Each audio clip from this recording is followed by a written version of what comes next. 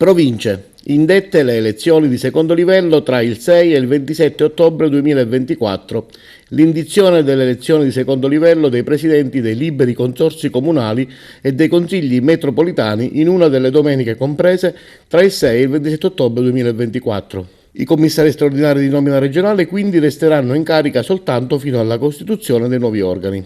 Per un gruppo di articoli impugnati innanzi alla Corte Costituzionale si propone direttamente l'abrogazione, mentre per altri, sulla base della leale collaborazione fra lo Stato e la Regione e nel rispetto degli impegni assunti dal governo regionale per superare le ipotesi di incostituzionalità, viene proposta la modifica. In particolare il Presidente della Regione, che firma il disegno di legge, ha proposto tra gli altri la riformulazione di articoli considerati caratterizzanti per il loro valore sociale.